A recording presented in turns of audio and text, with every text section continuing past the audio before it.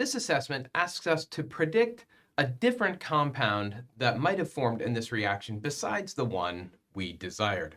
Now, what this assessment is really teaching us is it's a reminder that there are other functional groups in molecules. So if we kind of get tunnel vision and zoom in on this carboxylic acid, we might say that carboxylic acid with alcohol, sulfuric acid, we're going to make an ester, and we probably will.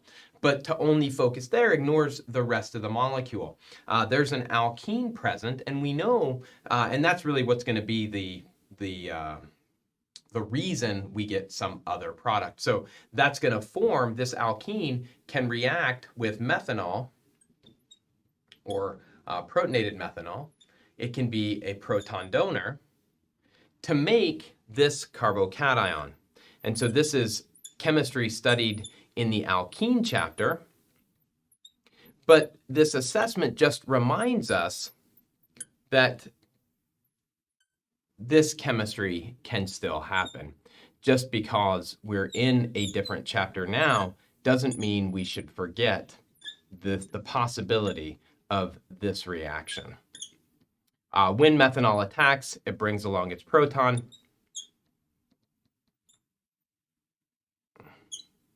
And so the other product that we could make, or the other reaction we would expect to occur, would be formation of the methyl ester.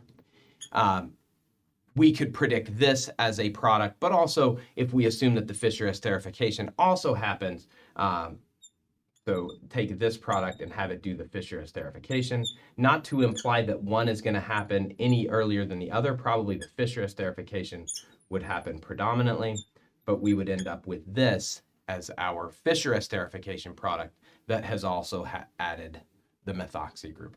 Again, what's the purpose of this? It's just to remind us again that when molecules have multiple functional groups, we have to consider how each of them might react. And it suggests a need for a way to make esters that doesn't involve strong acid. So if alkenes can react with strong acid, how can we make an ester without using strong acid? Stay tuned for that one.